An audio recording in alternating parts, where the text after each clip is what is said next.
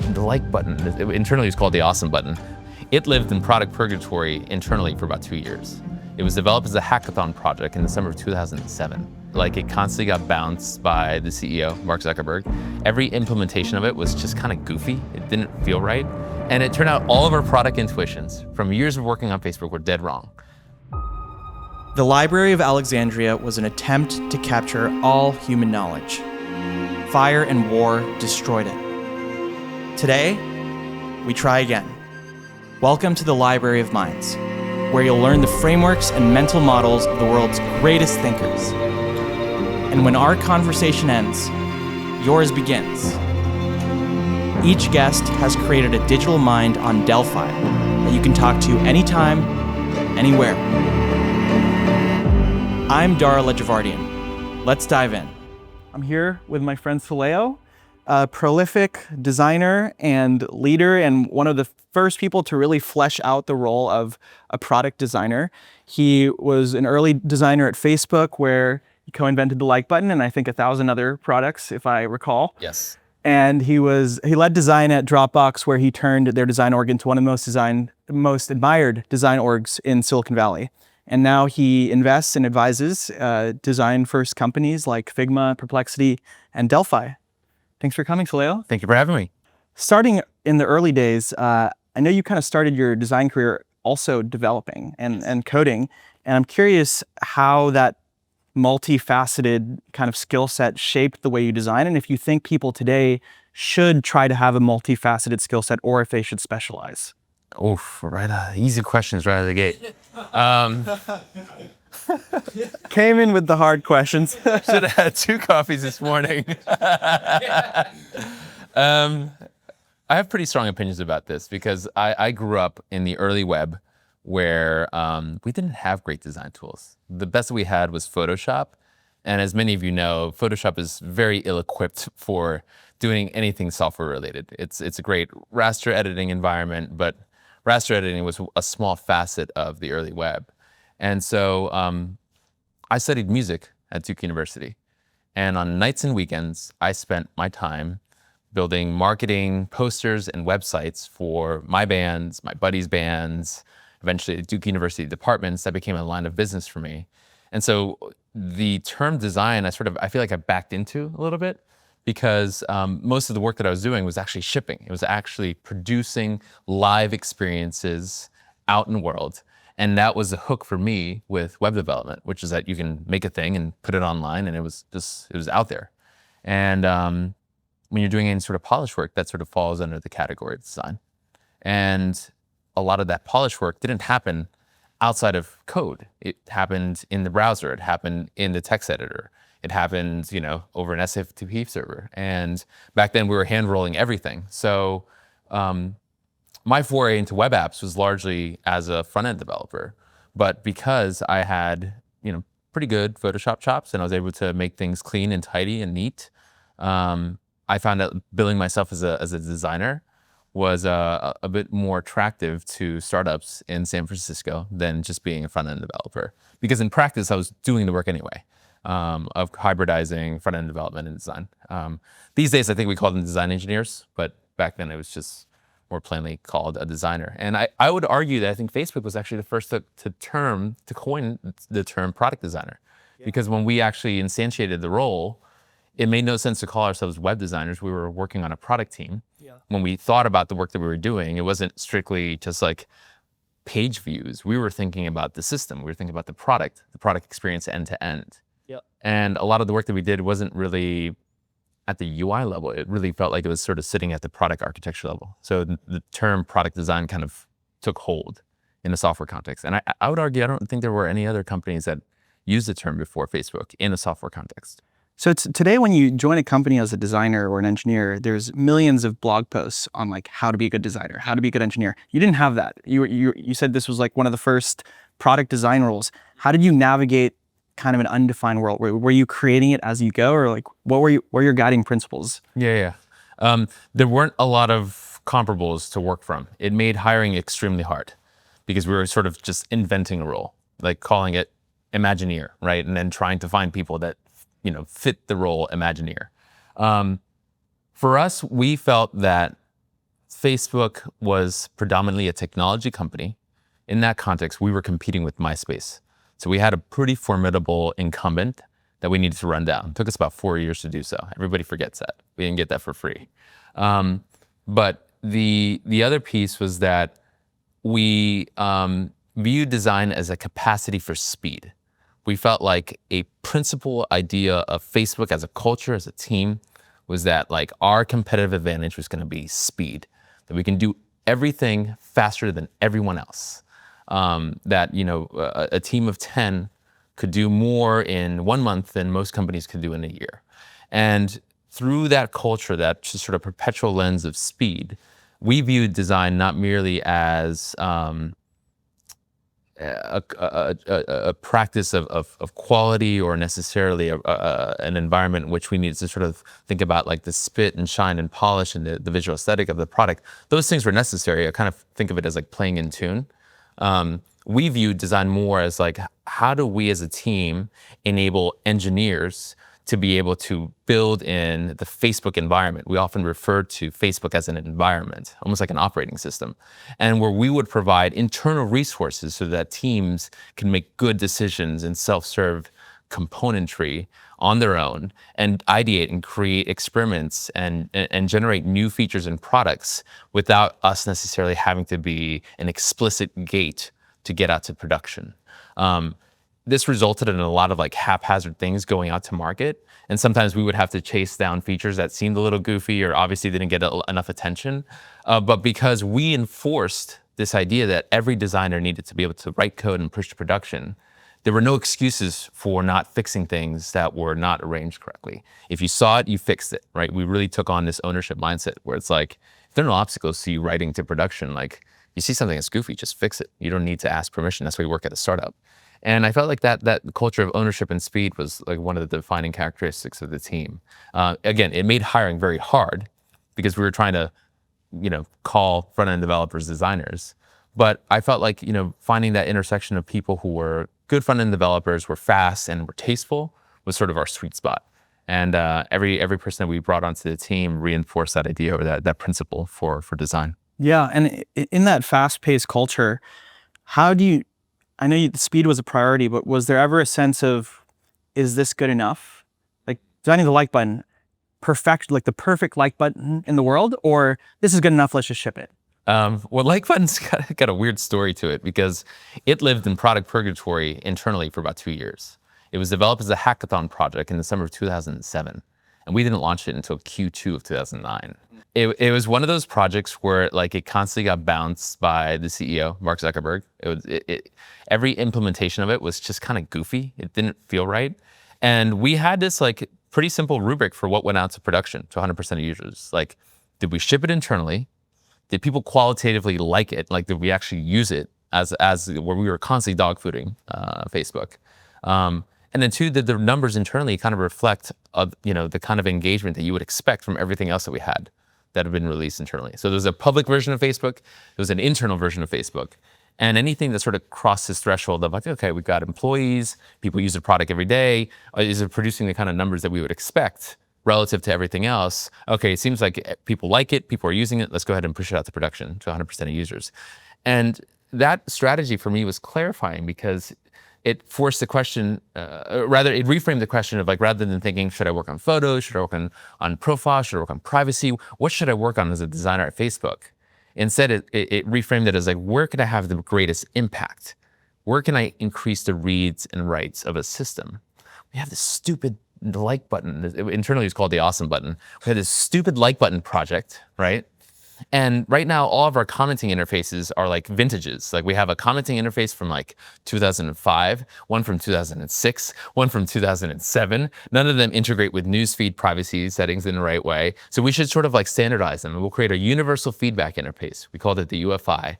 And this will be the staging grounds for like experimenting with this like button and getting it out the door because I'm convinced that if we move all conversation to newsfeed, and use this as a staging ground for the like button, maybe we can actually make a strong case, an empirical case for why it can double reads and write or help contribute to saturating the opportunity space, so double the reads and writes to the system. And so we ended up working on the like button in that context. And just by having it be a part of an effort to make the system cohere, make the product cohere, it found a much more natural home in that environment. And of course, we were very tepid. We were like, okay, we can't roll it out to 100% of users. We have to run a controlled A/B test, make sure we're not cannibalized. We're not doing all the things that we were concerned about. And it turned out all of our product intuitions from years of working on Facebook were dead wrong. That people were more likely to comment and talk to their friends if there were preceding likes on a given post. And we're like, oh my, it actually functions as a social lubricant rather than being like an obstacle to conversation. And it was a lesson for me in how sometimes our internal dogmas can fly in the face of the data. So never ignore what the data is saying to you. Like the anecdotes are one thing, the presuppositions, the like philosophy can sometimes guide you in one direction, but the data will always be the data, and how the market responds will tell you in many different ways what you ought to be building next and where your efforts might be rewarded by your user base. And so, yeah, that's how the like button went out the door. And a lot of people claim credit to designing it, but I know my names are on the commits, so. And so you had these dimensions that you can now decide what to build around. Did you guys have like specific deadlines? Because the like button seems like it got delayed and it got pushed out 2 years, but were there roadmaps in the early days, or was it ad hoc, like this feels good, let's just ship it? Or was Mark really driving you guys to on a weekly or bi-weekly basis, we got to just keep shipping, even if things break? We sort of had this funny dual methodology of like, we had top-down initiatives, sort of like the strategy, and how those were broken into specific kind of organizational elements, specific roadmaps, and people who are on the hook for making sure that we like hit our deadlines, especially if there are ever codependencies. If you kind of need to get things sequenced out in a certain way, it was almost like top-down executive strategy. But there was also this internal culture around like hackathons, where sometimes you had these bottoms-up initiatives, and I feel like a good strategy gives room for both. It provides the tree or the structure for activity, but it provides also the frame through which like people can come up with like novel new ideas. And rather than like argue it out or like write a bunch of memos and work it through the entire company, it's just like build the damn thing. Yeah, code wins arguments. We used to have this poster on the office. If there was one artifact from that company that I wish I still had, was the code wins arguments poster. Because it was just so much more clarifying. It's much more invigorating to say like, instead of us arguing this out, let's just like ship the thing, look at what it did, and then make a decision based on that. Because then at least we're looking at like hard data rather than like getting into the debate club over like what the right thing is. Everybody forgets the things that Facebook shipped that never worked. And like 80% of the stuff that we shipped no longer exists. Everybody has forgotten it. It's lost to memory. But if I printed out a stack of papers of like the stuff that we announced in the first 5 years, the vast majority of that just is in the shredder. Things like virtual gifts, group deals. Like we had like weird local ads. We had other primitives besides like status updates and photos. All manners, like social ads, like all manners of things that we thought were good ideas and like were done with the highest intention. But then in practice, like once it went out the door, we're like, actually, this is clumsy and stupid and not great, and it's not moving the needle. Like, just uproot it, take it out of the soil. Like, let's tidy up. And so part of it's also recognizing that activity as well as like getting things out the door. So one of our required readings in the company is called Loonshots, and have you read it? No. There's a concept in the book called a false fail, where something fails not because the idea is bad, but because the execution wasn't cooked enough.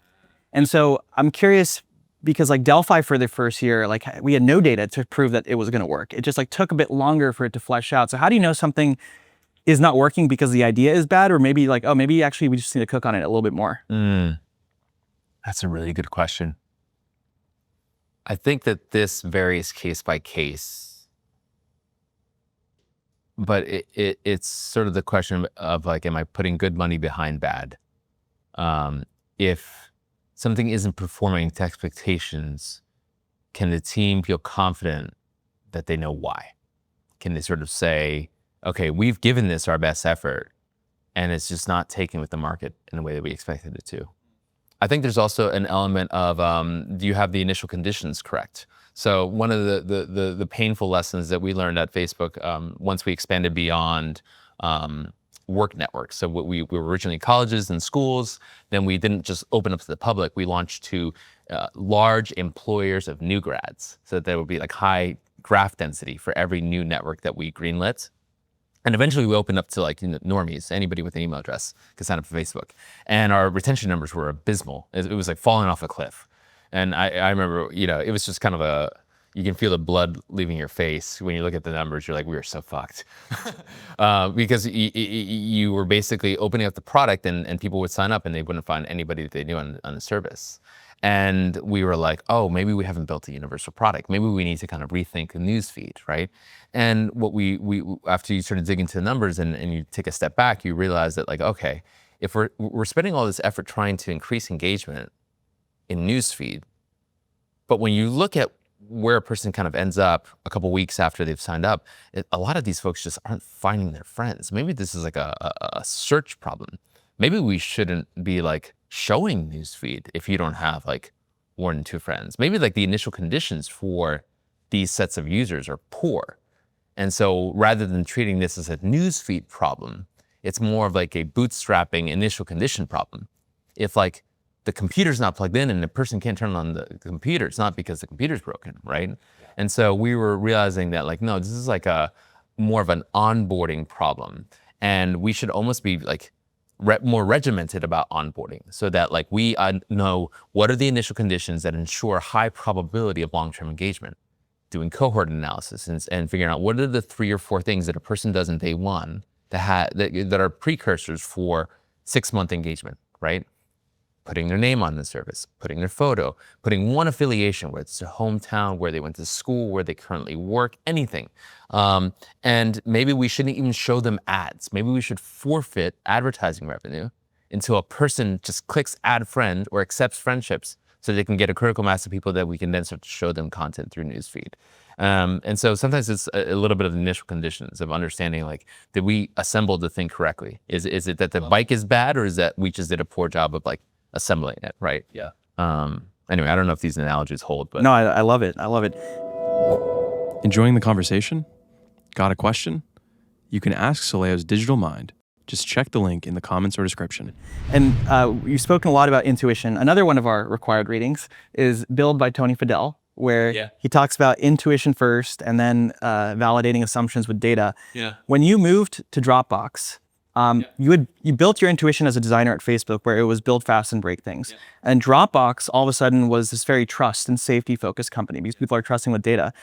Did you bring that build fast and break things intuition with you, or did you have to reframe everything?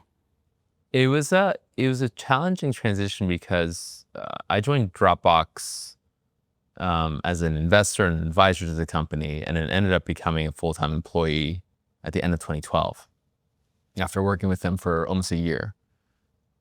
And by that point, the company was 4 years old. So its culture was, I would argue, largely baked.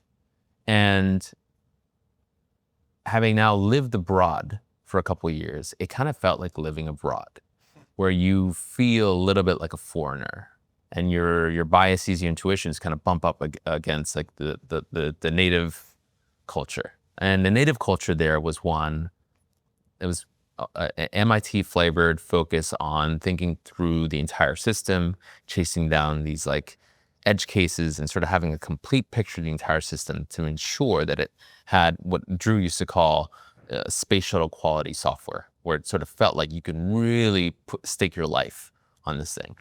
And they felt internally, as a founding team, that that was the reason why they succeeded where everybody else failed, that they were really performant and very, very reliable. That once you put something into Dropbox, it was secure forever. What I just described is a very different way of making software than the Facebook, like, well, we can always just fix it later. Or like, you know, the whole point is that we can rearrange the furniture at nighttime and people will love us for doing it, as long as like we're kind of like subtle about it and we steadily make it better, right? Plus, if you took 1,000 Facebook users and looked at their core experience, right? Roughly the same thing. Checking notifications, responding to messages, reading newsfeed, clicking like, you know, commenting on stuff. Do that same exercise for Dropbox. It just is as variant as like the human condition, right? People use Dropbox for wildly different things depending on their trade, how familiar they are with computers, how regularly they're on a laptop or a mobile phone. And so it just required a different approach to problem finding and problem solving. because the expectations from the user were very different. The business model was very different, and the product surface area was also wildly different. And so it was challenging for me because I had to kind of think through which parts of Facebook are applicable here and which parts just really are not, right? It was a different sort of sport altogether. And I found it enormously challenging because it was not as culturally familiar for me. Yeah. This focus on excellence over speed. Yeah. That's a big balance that we have at Delphi, because we need the trust and safety. People are giving us their data and their identity, but also AI is moving so fast that we also have to ship very fast. Do you think you can do both? You think you can manage both? And is it just like you have two different teams for each kind of style? Or is it depending on what you're working on specifically? It's a good question. I guess a lot of it centers around strategy. It's like, how do you plan to win? There's an element of like corporate regret minimization. Like what if you were to fail, like what is a manner of failure that would be like most painful, right? Would it be like driving the car off the cliff, or would it be like just getting run down by like somebody who's just like faster and better and willing to take on more risk? It's like yeah, that would be excruciating. Yeah, like yeah. And I think there's also a little bit of like self-knowledge here. It's like, what is the part of this team, this company, this culture that is unique and sharp and is like where you can stand toe to toe with any other team on the planet and outcompete them, right? There should be at least a coherent narrative there. It doesn't have to be speed. It doesn't have to be excellence. It could be another thing altogether, right? But ideally, those strengths line up with your strategy. So you're not sort of working against yourself. Rather, you are sort of aligning a strategy to the core capabilities of the team, the core theory of the team. Yeah. When you were at Dropbox and Facebook, there were fewer people in the world who could build a product. It was just harder. You needed the bar was higher. Now, the barrier to entry to being a good designer or an engineer is a lot lower, meaning anyone can really build fast and break things. Yes. So do you think quality and taking your time actually matters more because it's the thing that is a bit harder? Less people have patience and more people can vibe code their way to a MVP. Yeah. It's a good question. I think it depends on what services you're providing. The quality of a napkin is different than the quality of a car, right? And your expectations for the job to be done from a napkin is very different than the job to be done from a car. Napkins can't, or at least shouldn't, kill you. Your car selection could be a life or death decision, right? How safe it is, if that's a concern of yours. And so I think it kind of comes down to what is the value that you're putting out into the world? How are you capturing it? And what is the way in which the value you put out there is differentiated?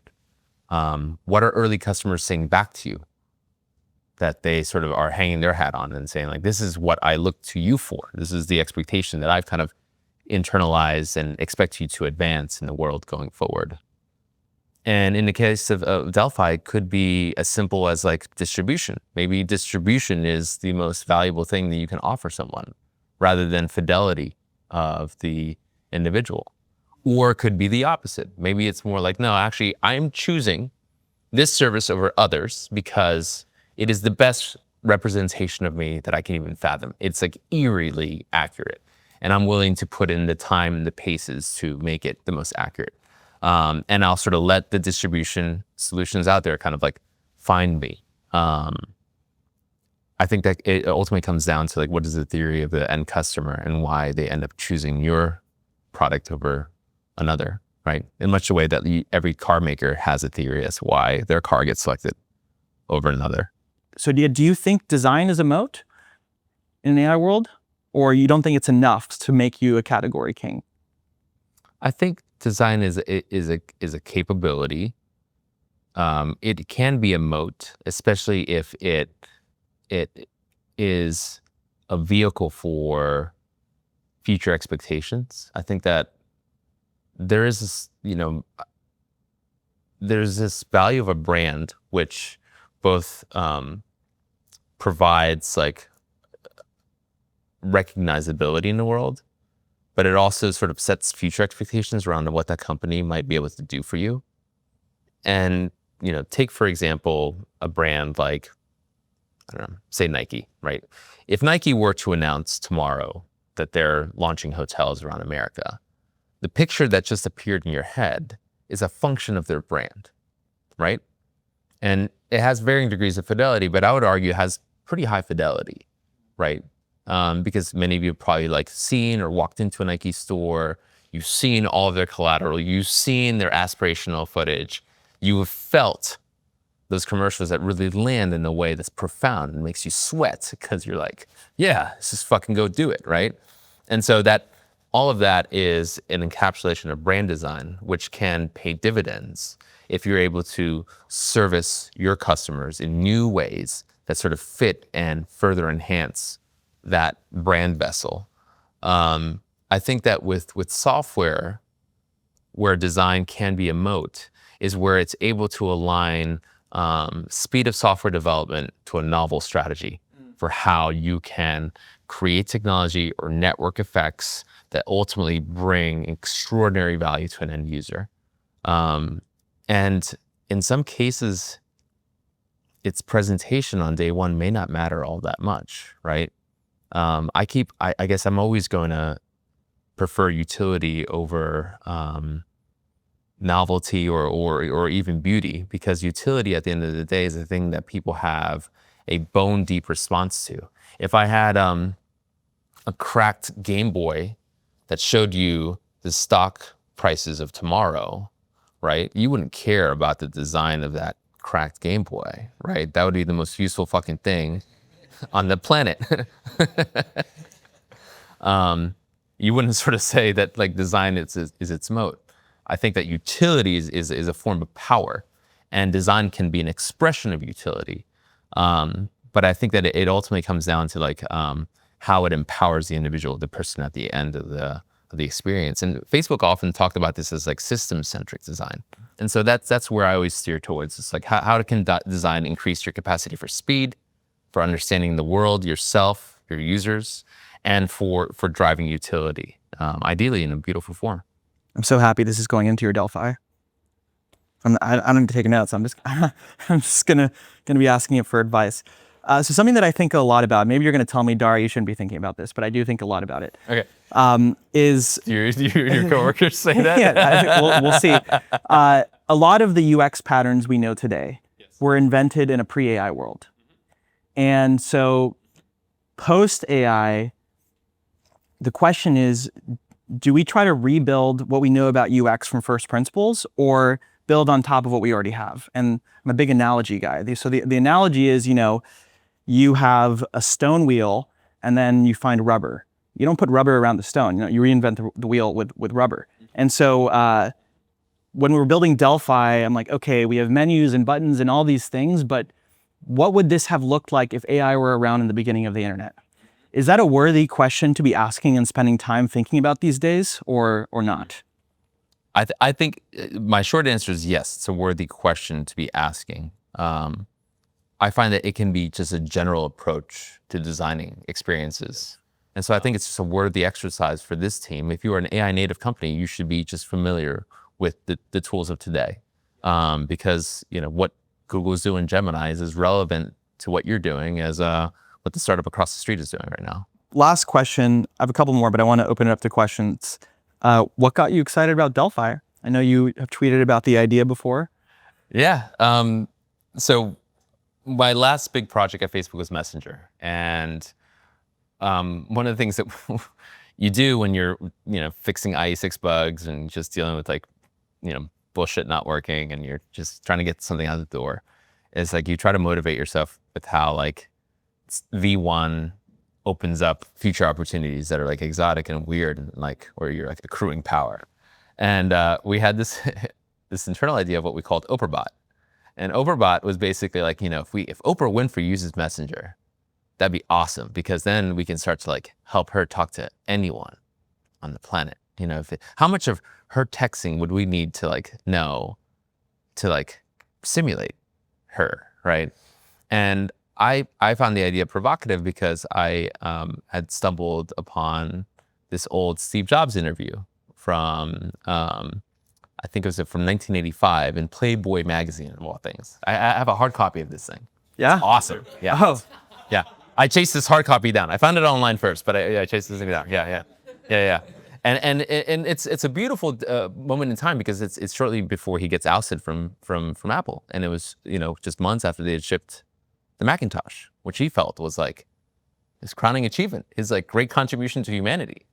And it's a long, winding conversation, but at the very end of it, they're sort of asking him to opine on like the future of the computer, and he's sort of like talking about how like if what's amazing about technology is that it kind of increases knowledge in the world. And so you look at the book, for example. The book was an incredible technology because rather than sort of hearing what the emperor had to say, you can read the emperor's words directly. You can see what Aristotle had to say about X, Y, Z. And there was nobody kind of like acting as an intermediary. You can read the mind of another. And so he was hoping that what the computer could ultimately do for humanity was maybe there is a way in which you can start to stand up and replicate the mind of Aristotle. Wouldn't it be amazing if like you can ask Aristotle questions and have his mind opine on things based on maybe what he's written? And if you were to create that system, that would be an extraordinary good for the world. That would sort of fully realize the potential of the personal computer.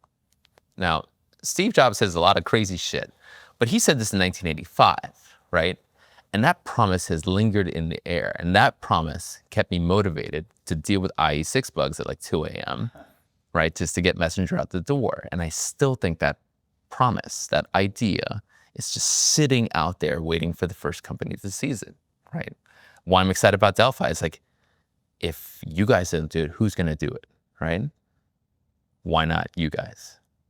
And that is my hope, is to support this team as best as I can to bring that into reality, because I think the cascading effects of such a system being created are extraordinary. However big you can imagine it, it's much vaster. And it introduces a whole set of like thorny, hairy questions around sovereignty, around authenticity, around how you sort of represent a mind in a manner that honors what the human learning brain is realizing and internalizing in real time. But nothing worth doing is easy. And I think the privilege of changing the world is having to then own the responsibility of the chaos you inflict. So Totally agree. Well, thank you, Soleio. Yeah. This is awesome. Thanks, guys. Thanks for tuning in. If you enjoyed today's episode and want personalized advice from Soleio, head to the link in the comments or description to ask his digital mind on Delphi.